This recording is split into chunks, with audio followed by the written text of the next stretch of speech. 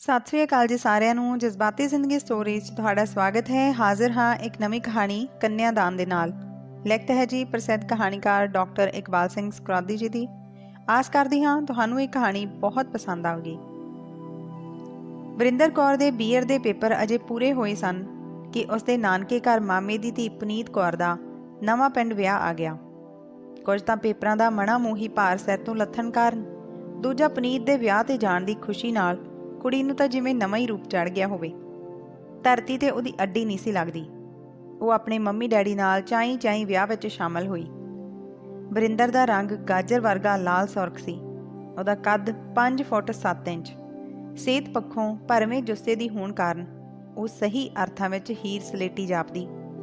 School ਵਿੱਚ 9ਵੀਂ ਜਮਾਤ ਵਿੱਚ ਪੜ੍ਹਦੀ ਹੀ ਉਹ ਸਕੂਲ ਦੀਆਂ 11ਵੀਂ 12ਵੀਂ ਦੀਆਂ ਕੁੜੀਆਂ ਤੋਂ ਵੱਧ ਸੋਹਣੀ ਸੁਨੱਖੀ ਤੇ ਹੁੰਦੜਹੇਲ ਸੀ। ਉਹ ਸਾਰੀਆਂ ਤੋਂ ਵਧੇਰੇ ਜੱਚਦੀ ਫੱਬਦੀ ਸੀ। ਉਸ ਦੀ ਲਿਆਕਤ ਤੇ ਸੁਹੱਪਣ ਨੂੰ ਵੇਖਦਿਆਂ ਹੀ ਸਕੂਲ ਵਿੱਚ ਪੜ੍ਹਾਉਂਦੀ ਅੰਗਰੇਜ਼ੀ ਲੈਕਚਰਰ ਮਨਜਿੰਦਰ ਕੌਰ ਨੇ ਉਸ ਨੂੰ ਗਿੱਧੇ ਦੀ ਟੀਮ ਦੀ ਇੰਚਾਰਜ ਬਣਾ ਦਿੱਤਾ ਸੀ। ਉਸੇ ਵੇਲੇ ਤੋਂ ਧਰਤੀ ਤੇ ਉਸ ਦੇ ਪੱਬ ਨਹੀਂ ਸਨ ਲੱਗਦੇ। ਭਾਵੇਂ ਉਸ ਸਮੇਂ 12ਵੀਂ ਵਿੱਚ ਪੜ੍ਹਦੀਆਂ ਹੁਸਨਦੀਪ ਤੇ ਪਰਵਿੰਦਰ ਕੌਰ ਦੋਵੇਂ ਗਿੱਧੇ ਦੀਆਂ ਕੁੜੀਆਂ ਨੇ ਦੱਬੀ ਜ਼ਬਾਨ ਨਾਲ ਆਪਣਾ ਰੋਸ ਜਤਾਇਆ ਸੀ, ਪਰੰਤੂ ਹੁਸਨ ਰੰਗ ਰੂਪ, ਉੱਚੀ ਲੰਮੀ ਕੱਦ ਕਾਠ ਵਾਲੀ ਭਰਵੇਂ ਜੁੱਸੇ ਦੀ ਮਾਲਕ ਵਰਿੰਦਰ ਦੀਆਂ ਗਿੱਧੇ ਦੀਆਂ ਮਨਮੋਹਕ ਅਦਾਵਾਂ ਸਾਹਮਣੇ ਸਕੂਲ ਦੀ ਗਿੱਧੇ ਦੀ ਟੀਮ ਦੀਆਂ ਹੋਰ ਕੁੜੀਆਂ ਉਸ ਦੇ ਸਾਹਮਣੇ ਨਹੀਂ ਟਿਕਦੀਆਂ ਸਨ। ਇਸ ਕਰਕੇ ਸਕੂਲ ਦੀਆਂ ਸਾਰੀਆਂ ਕੁੜੀਆਂ ਨੇ ਹੀ ਗਿੱਧੇ ਵਿੱਚ ਉਸ ਦੀ ਸਰਦਾਰੀ ਨੂੰ ਕਬੂਲ ਕਰ ਲਿਆ ਸੀ। ਇਹਦੇ ਵਿੱਚ ਹੀ ਆਪਣਾ ਭਲਾ ਮੰਨ ਲਿਆ ਸੀ। ਉਸ ਦੀ ਅਗਵਾਈ ਵਿੱਚ ਸਕੂਲ ਦੀ ਗਿੱਧੇ ਦੀ ਟੀਮ ਬਲਾਕ, ਜ਼ਿਲ੍ਹਾ, ਸਟੇਟ ਪੱਧਰ ਤੇ ਹਮੇਸ਼ਾ ਜਿੱਤ ਪ੍ਰਾਪਤ ਕਰਕੇ ਵਾਪਸ ਮੁੜਦੀ ਸੀ। ਇਸ ਪ੍ਰਕਾਰ ਉਹਨਾਂ ਦੇ ਸਕੂਲ ਦੀ ਗਿੱਧੇ ਦੀ ਟੀਮ ਦਾ ਪੂਰਾ ਨਾਂ ਚੱਲਦਾ ਸੀ। 15 ਅਗਸਤ ਨੂੰ ਕੀਤੇ ਜਾਣ ਵਾਲੇ ਸੱਭਿਆਚਾਰਕ ਪ੍ਰੋਗਰਾਮ ਦੀ ਰਿਹਰਸਲ ਵਿੱਚ ਵੀ ਵਰਿੰਦਰ ਵਾਲੀ ਗਿੱਧੇ ਦੀ ਟੀਮ ਹੀ ਮੋਹਰੀ ਰਹੀ ਸੀ। ਵਿਆਹ ਵਾਲੇ ਘਰ ਰਾਤ ਨੂੰ ਜਾਗੋ ਕੱਢਣ ਸਮੇਂ ਉਸ ਵੱਲੋਂ ਪਹਿਨਿਆ ਮੂੰਗੀਆ ਰੰਗ ਦਾ ਸੂਟ ਬਾਕੀ ਸਾਰੀਆਂ ਮੇਲਣਾਂ ਦੇ ਘੱਗਰੇ, ਫੁਲਕਾਰੀਆਂ, ਰੰਗ ਬਰੰਗੇ ਦੁਪੱਟਿਆਂ ਨੂੰ ਵੀ ਮਾਤ ਪਾਉਂਦਾ ਸੀ। ਸਕੂਲ ਤੇ ਕਾਲਜ ਵਿੱਚ ਪੜ੍ਹਦਿਆਂ ਗਿੱਧੇ ਵਿੱਚ ਸਰਦਾਰੀ ਰਹਿਣ ਕਾਰਨ ਵਿਆਹ ਵਾਲੇ ਘਰ ਬੋਲੀਆਂ ਪਾਉਣ ਵਿੱਚ ਉਸ ਦਾ ਕੋਈ ਸਾਨੀ ਨਹੀਂ ਸੀ।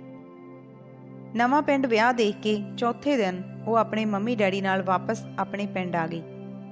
ਘਰ ਆਉਂਦਿਆਂ ਹੀ ਉਸ ਦੇ ਡੈਡੀ ਕਰਤਾਰ ਸਿੰਘ ਸੋਹੀ ਨੇ ਆਪਣੀ ਪਤਨੀ ਨੂੰ ਕਿਹਾ, ਗੁਰਨਾਮ ਕੁਰੇ, ਵਿਆਹ ਤਾਂ ਕੁੜੀ ਦਾ ਉਹਨਾਂ ਫੰਨੇ ਕੀਤਾ, ਦਾਜ ਦਹੇਜ ਵਿੱਚ ਕੋਈ ਕਸਰ ਬਾਕੀ ਨਹੀਂ ਛੱਡੀ। ਹਾਂ ਵੀਰੀ ਦੇ ਬਾਪੂ, ਵਿਆਹ ਦੇ ਤਾਂ ਕੇਰਾਂ ਪੂਰੇ ਛੰਡ ਕੱਢਦੇ।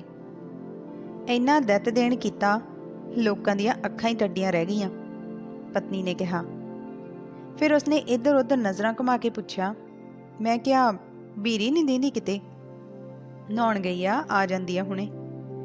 ਤਦ ਉਸਨੇ ਖੰਗੂਰਾ ਮਾਰ ਕੇ ਆਪਣੇ ਗਲਾ ਸਾਫ਼ ਕਰਦਿਆਂ ਹੋਇਆਂ ਕਿਹਾ, ਸੁੱਖ ਨਾਲ ਆਪਣੀ ਵੀਰੀ ਵੀ ਜਵਾਨ ਹੋ ਗਈ ਆ।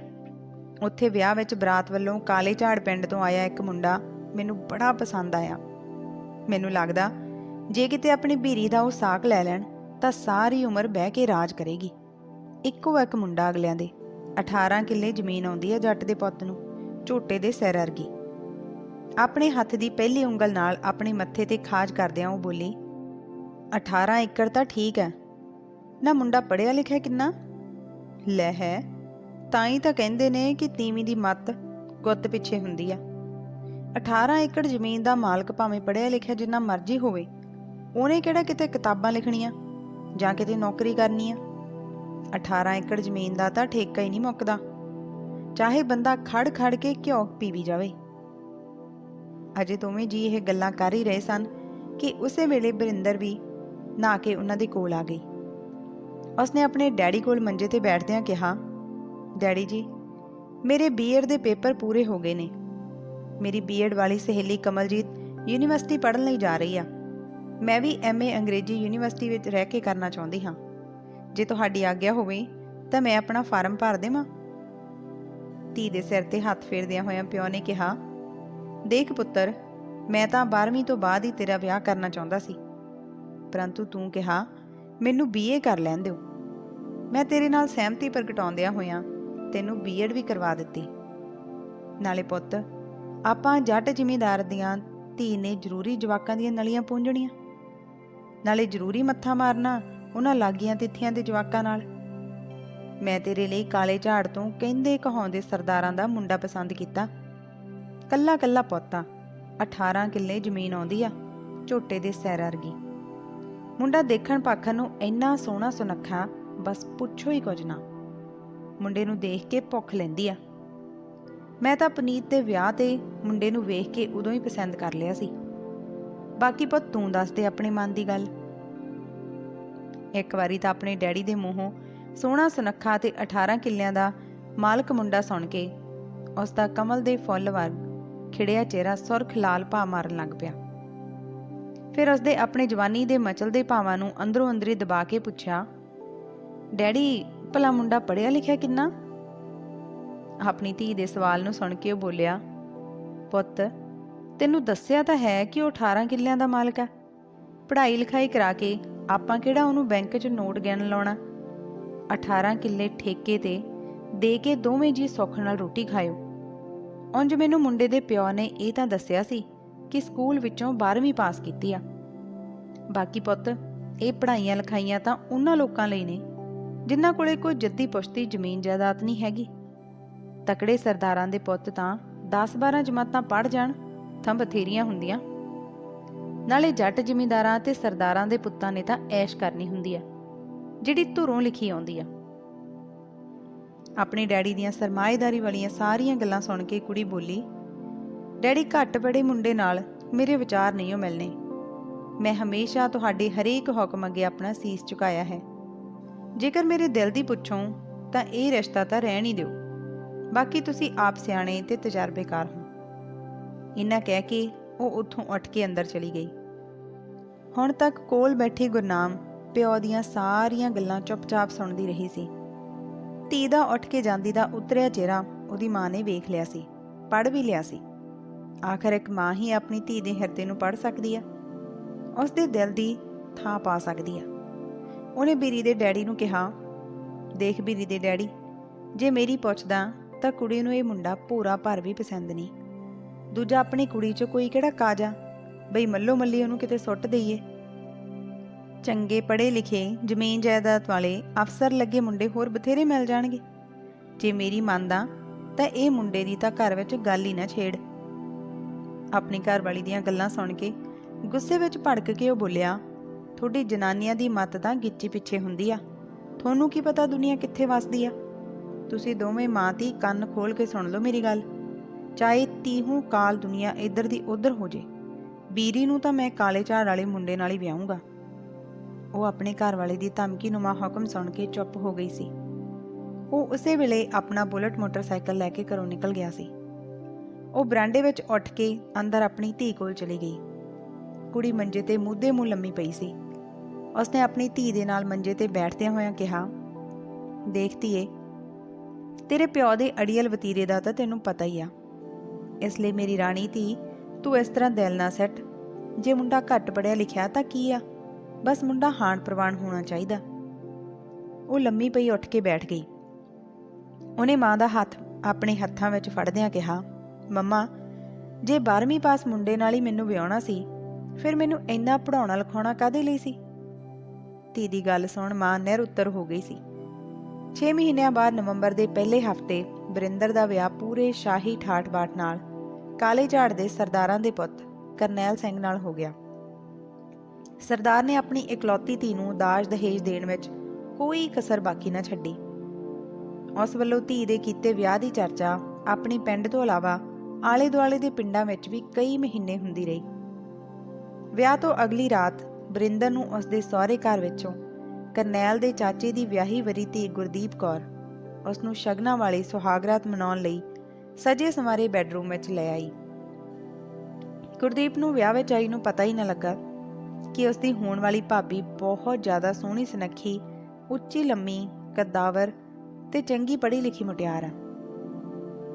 ਆਪਣੀ ਭਾਬੀ ਦੇ ਗੁਲਾਬੀ ਰੰਗਤ ਨਾਲ ਖਿੜੇ ਚਿਹਰੇ ਨੂੰ ਵੇਖਦਿਆਂ ਹੋਇਆਂ ਉਸਨੇ ਕਿਹਾ, ਹਾਏ ਭਾਬੀ, ਤੈਨੂੰ ਕਿੰਨਾ ਰੂਪ ਚੜਿਆ, ਜਿਵੇਂ ਅਰਸ਼ੋਂ ਉਤਰੀ ਹੂਰ ਹੋਵੇ।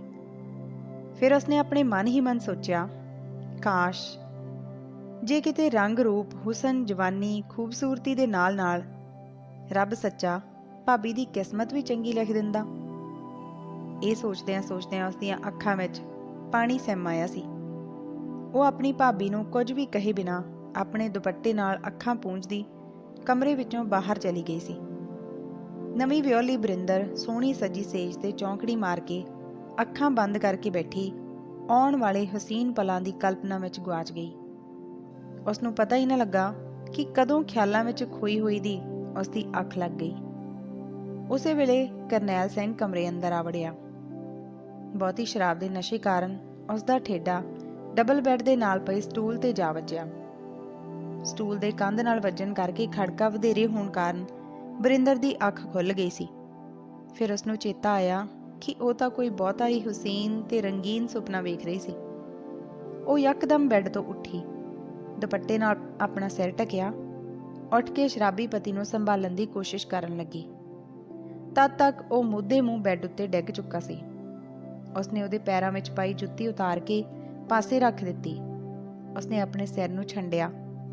ਉਸਨੂੰ ਇੰਜ ਮਹਿਸੂਸ ਹੋ ਰਿਹਾ ਸੀ ਜਿਵੇਂ ਸਾਰਾ ਕਮਰਾ ਸ਼ਰਾਬ ਦੀ ਬੋ ਨਾਲ ਭਰ ਗਿਆ ਹੋਵੇ। ਕਾਫੀ ਦੇਰ ਤੱਕ ਉਹ ਬੈੱਡ ਤੇ ਬੈਠੀ ਉਸਦੇ ਜਾਗਣ ਦੀ ਇੰਤਜ਼ਾਰ ਕਰਦੀ ਰਹੀ। ਅਚਾਨਕ ਉਹਦੇ ਮਨ ਵਿੱਚ ਬਿਜਲੀ ਦੀ ਲਿਸ਼ਕੋਰ ਵਾਂਗ ਇੱਕ ਪ੍ਰਸ਼ਨ ਆਇਆ ਕਿ ਇਸੇ ਨੂੰ ਸੁਹਾਗਰਾਤ ਕਹਿੰਦੇ ਹਨ। ਮੈਂ ਤਾਂ ਆਪਣੀ ਮੰਮੀ ਡੈਡੀ ਨੂੰ ਪਹਿਲੇ ਦਿਨ ਤੋਂ ਹੀ ਇਸ ਰਿਸ਼ਤੇ ਤੋਂ ਨਾ ਕਰ ਦਿੱਤੀ ਸੀ, ਪਰੰਤੂ ਡੈਡੀ ਨੇ 18 ਕਿੱਲਿਆਂ ਦੇ ਲਾਲਚ ਵਿੱਚ ਆ ਕੇ ਆਪਣੀ ਜ਼ਿੱਦ ਪੁਗਾਉਣ ਲਈ ਮੇਰੀ ਇੱਕ ਨਾ ਸੁਣੀ। ਚਲੋ ਉਹ ਜਾਣੋ, ਮੇਰੇ ਭਾਗਾਂ ਵਿੱਚ ਜੋ ਲਿਖਿਆ ਸੀ ਉਹ ਮੈਨੂੰ ਹਰ ਹੀਲੇ ਮਿਲਣਾ ਹੀ ਸੀ। ਉਹ ਬਹੁਤ ਦੇਰ ਤੱਕ ਬੈਠੀ ਰਹੀ। ਫਿਰ ਉਸਨੂੰ ਕੋਈ ਪਤਾ ਨਾ ਲੱਗਾ ਕਿ ਕਦੋਂ ਉਸਦੀ ਅੱਖ ਲੱਗ ਗਈ। ਇੱਕ ਇੱਕ ਕਰਕੇ 7 ਦਿਨ ਲੰਘ ਗਏ। ਬਰਿੰਦਰ ਜਿਵੇਂ ਰਾਤ ਨੂੰ ਸੌਂਦੀ ਸੀ ਉਵੇਂ ਹੀ ਸਵੇਰੇ ਜਾਗ ਜਾਂਦੀ ਸੀ। ਵਿਆਹ ਤੋਂ ਬਾਅਦ ਪਹਿਲੀਆਂ 7 ਰਾਤਾਂ ਆਪਣੇ ਜੀਵਨ ਸਾਥੀ ਪਿੰਡ ਦੇ ਰੱਜੇ ਪੁੱਜੇ ਸਰਦਾਰਾਂ ਦੇ ਕਾਕੇ ਕਰਨੈਲ ਸਿੰਘ ਨਾਲ ਸੌਂ ਕੇ ਵੀ ਉਹ ਅਜੇ ਕੁਆਰੀ ਹੀ ਸੀ। ਇੰਜ ਹੀ 8ਵੀਂ ਰਾਤ ਆਈ। ਕਮਰੇ ਵਿੱਚ ਆ ਕੇ ਉਹ ਪੂਰਾ ਦ੍ਰਿੜ ਇਰਾਦਾ ਧਾਰ ਕੇ ਬੈਠੀ ਸੀ। ਅੱਜ ਇੱਕ ਪਾਸਾ ਕਰ ਹੀ ਦੇਣਾ ਹੈ। ਮੈਂ ਵੀ ਜਵਾਨ ਜਹਾਨ ਮੁਟਿਆਰ ਹਾਂ, ਸੋਹਣੀ ਸੁਨੱਖੀ ਹਾਂ, ਮੇਰੀਆਂ ਵੀ ਤਾਂ ਖਾਹਿਸ਼ਾਂ ਹਨ। ਸਾਡਾ ਸਮਾਜ ਹੀ ਤਾਂ ਨੌਜਵਾਨ ਮੁੰਡੇ ਤੇ ਮੁਟਿਆਰ ਕੁੜੀ ਦਾ ਵਿਆਹ ਕਰਕੇ ਉਹਨਾਂ ਨੂੰ ਪਿਆਰ ਵਿੱਚ ਖੁੱਲ੍ਹ ਖੇਡਣ ਦੀ ਪ੍ਰਵਾਨਗੀ ਦਿੰਦਾ ਹੈ। ਉਹ ਇਹਨਾਂ ਵਿਚਾਰਾਂ ਦੀ ਲੜੀ ਵਿੱਚ ਹੀ ਉਲਝੀ ਹੋਈ ਸੀ। ਉਸੇ ਵੇਲੇ ਲੜਖੜਾਉਂਦੇ ਹੋਏ ਨਸ਼ਈ ਪਤੀ ਨੇ ਕਮਰੇ ਵਿੱਚ ਪ੍ਰਵੇਸ਼ ਕੀਤਾ। ਉਹ ਪਹਿਲਾਂ ਤੋਂ ਹੀ ਆਪਣੇ ਮਨ ਵਿੱਚ ਧਾਰੀ ਬੈਠੀ ਮਜ਼ਬੂਤ ਇਰਾਦੇ ਸਦਕਾ ਉੱਠ ਕੇ ਖੜੀ ਹੋ ਗਈ। ਸਾਰੀ ਸੰਗ ਸੰਕੋਚ ਲਾ ਕੇ ਉਸਨੇ ਕਰਨੈਲ ਨੂੰ ਆਪਣੀਆਂ ਸੁਡੌਲ ਬਾਹਾਂ ਵਿੱਚ ਘੁੱਟ ਲਿਆ, ਪਰੰਤੂ ਉਸ ਵੱਲੋਂ ਕਿਸੇ ਪ੍ਰਕਾਰ ਦੀ ਕੋਈ ਪ੍ਰਤੀਕਿਰਿਆ ਨਹੀਂ ਹੋਈ। ਉਸਨੇ ਮਹਿਸੂਸ ਕੀਤਾ ਜਿਵੇਂ ਉਸਨੇ ਬਰਫ਼ ਦੀ ਠੰਡੀ ਸਿਲ ਨੂੰ ਆਪਣੀਆਂ ਬਾਹਾਂ ਵਿੱਚ ਲੈ ਲਿਆ ਹੋਵੇ। ਉਸਨੇ ਮਹਿਸੂਸ ਕੀਤਾ ਕਿ ਉਸਦੇ ਦਿਲ ਦੀ ਚੱਲਦੀ ਤੇਜ਼ ਧੜਕਨ ਨੇ ਵੀ ਪਤੀ ਦੇ ਠੰਡੇ ਜੁੱਸੇ ਨੂੰ ਨਾ ਗਰਮਾਇਆ। ਜਦੋਂ 5 ਮਿੰਟ ਤੱਕ ਉਸਦੇ ਸਰਦਾਰ ਵੱਲੋਂ ਕੋਈ ਕਿਰਿਆ ਨਾ ਹੋਈ ਤਾਂ ਉਸਨੇ ਕਰਨੈਲ ਸਿੰਘ ਨੂੰ 2 ਸਿਰਹਾਣੇ ਦਾ ਢਾਸਣਾ ਲਾ ਕੇ ਬੈੱਡ ਤੇ ਬਿਠਾਉਣ ਦੀ ਕੋਸ਼ਿਸ਼ ਕੀਤੀ। ਭਾਵੇਂ ਕਰਨੈਲ ਆਪਣੀਆਂ ਦੋਵੇਂ ਲੱਤਾਂ ਨੂੰ ਸਾਹਮਣੇ ਨਿਸਾਲ ਕੇ ਬੈੱਡ ਤੇ ਬੈਠ ਗਿਆ ਸੀ, ਪਰੰਤੂ ਉਹ ਬੈੱਡ ਤੇ ਬੈਠਿਆ ਹੋਇਆ ਵੀ ਲੇਟਿਆ ਵਰਗਾ ਹੀ ਜਾਪਦਾ ਸੀ। ਬਰਿੰਦਰ ਨੇ ਉੱਠ ਕੇ ਕਮਰੇ ਦੀ ਵੱਡੀ ਟਿਊਬ ਲਾਈਟ ਆਫ ਕਰ ਦਿੱਤੀ। ਮੱਧਮ ਰੋਸ਼ਨੀ ਵਾਲਾ ਛੋਟਾ ਬਲਬ ਜਗਾ ਦਿੱਤਾ। ਕਰਨੈਲ ਨੇ ਉਹਨੂੰ ਕਿਹਾ, ਬਰਿੰਦਰ, ਜਿਹੜੀ ਆਸ ਨਾਲ ਤੂੰ ਇਹ ਸਭ ਕਰ ਰਹੀ ਆ, ਉਹ ਆਸ ਮੈਥੋਂ ਪੂਰੀ ਨਹੀਂ ਹੋ ਸਕਦੀ। ਨਸ਼ਿਆਂ, ਸ਼ਰਾਬ, ਟੀਕਿਆਂ ਨੇ ਮੇਰੇ ਸਰੀਰ ਨੂੰ ਖਤਮ ਕਰ ਦਿੱਤਾ ਹੈ। ਮੇਰਾ ਸਰੀਰ ਤੇਰੀ ਕੋਈ ਵੀ ਆਸ ਪੂਰੀ ਨਹੀਂ ਕਰ ਸਕਦਾ। ਮੈਂ ਤਾਂ ਆਪਣੇ ਘਰਦਿਆਂ ਨੂੰ ਪਹਿਲਾਂ ਹੀ ਕਹਿ ਦਿੱਤਾ ਸੀ ਕਿ ਮੈਂ ਵਿਆਹ ਨਹੀਂ ਕਰਵਾਉਣਾ, ਪਰ ਬੀਜੀ ਬਾਪੂ ਨੂੰ ਪਤਾ ਨਹੀਂ ਕਾਹਤੋਂ ਮੇਰੇ ਵਿਆਹ ਦਾ ਚਾਅ ਚੜਿਆ ਹੋਇਆ ਸੀ। ਇੰਨੀ ਗੱਲ ਕਹਿ ਕੇ ਉਹ ਅੱਧ ਲੇਟਿਆ ਹੋਇਆ ਹੀ ਸੌਂ ਗਿਆ ਸੀ। ਅਗਲੇ ਦਿਨ ਸਵੇਰੇ ਉੱਠ ਕੇ ਬਰਿੰਦਰ ਨੇ ਆਪਣੀ ਸੱਸ ਬਚਨ ਕੌਰ ਦੇ ਪੈਰੀਂ ਹੱਥ ਤੱਕ ਹੀ ਲਾਉਣੇ ਸਨ, ਸਗੋਂ ਉਸਨੇ ਤਾਂ ਉਹਦੇ ਵੱਲ ਅੱਖ ਚੁੱਕ ਕੇ ਵੇਖਿਆ ਤੱਕ ਵੀ ਨਹੀਂ ਸੀ। ਸੱਸ ਵੀ ਭਾਵੇਂ ਪਿੰਡ ਦੀ ਕਹਿੰਦੀ ਕਹਾਉਂਦੀ ਸਰਦਾਰ ਨਹੀਂ ਸੀ, ਪਰੰਤੂ ਆਪਣੇ ਪੁੱਤਰ ਦੀ ਨਪੁੰਸਕਤਾ ਤੋਂ ਉਹ ਭਲੀ ਭਾਂਤ ਜਾਣੂ ਸੀ। ਜਦੋਂ ਉਹਦੇ ਸਰਦਾਰ ਨੇ ਲੋਕਾਂ ਦੇ ਕਈ ਕਹਾਏ ਕਰਨੈਲ ਵਾਸਤੇ ਬਰਿੰਦਰ ਦੇ ਰਿਸ਼ਤੇ ਲਈ ਹਾਂ ਕਰ ਦਿੱਤੀ ਸੀ, ਉਦੋਂ ਤੋਂ ਹੀ ਉਹ ਆਪਣੇ ਮਨ ਵਿੱਚ ਇਹ ਖਿਆਲ ਲਈ ਬੈਠੀ ਸੀ ਕਿ ਉਹ ਤੇ ਉਹਦਾ ਸਰਦਾਰ ਪੁੱਤਰ ਮੋਹ ਵਿੱਚ ਫਸ ਕੇ ਬਗਾਨੀ ਧੀ ਨੂੰ ਸੂਲਾਂ ਦੀ ਸੇਜ ਤੇ ਲਟਾਉਣ ਦਾ ਜੁਗਾੜ ਬਣਾ ਰਹੇ ਹਾਂ। ਸਵੇਰੇ 10 ਵਜੇ ਉਹਦੇ ਮੰਮੀ ਡੈਡੀ ਲੈਣ ਉਸਦੇ ਸਹੁਰੇ ਘਰ ਪਹੁੰਚ ਗਏ। ਧੀ ਨੇ ਆਪਣੇ ਚਿਹਰੇ ਤੇ ਨਕਲੀ ਮੁਸਕਾਨ ਲਿਆਉਣ ਲਈ ਪੂਰੀ ਐਕਟਿੰਗ ਕੀਤੀ। ਉਹ ਆਪਣੇ ਮੰਮੀ ਡੈਡੀ ਨੂੰ ਬੜੇ ਪਿਆਰ ਸਹਿਤ ਭੱਜ ਕੇ ਗਲੇ ਮਿਲੀ। ਉਹਦੇ ਡੈਡੀ ਨੂੰ ਲੱਗਿਆ ਕਿ ਉਹਦੀ ਧੀ ਬਹੁਤ ਖੁਸ਼ ਆ परंतु उसकी माँ पहली नज़रे ही पहचान गई सी कि उसकी धी का चेहरा पीला पै के एकदम उतरिया होया है। चाह पानी पी के वो अपनी नवीं विआहता धी नूं कार विच बिठा के उसदे पेकी घर ले आए सन। अपने पेकियां दे घर आके उसनूं पहली वारी अपने मम्मी डैडी ओपरे ओपरे जे लगे। माँ उन्होंने अंदरले कमरे विच लै गई सी। मंजे ते बिठा के उन्होंने पुछया, क्यों बीरी, की गल आ, तू उदास क्यों आ?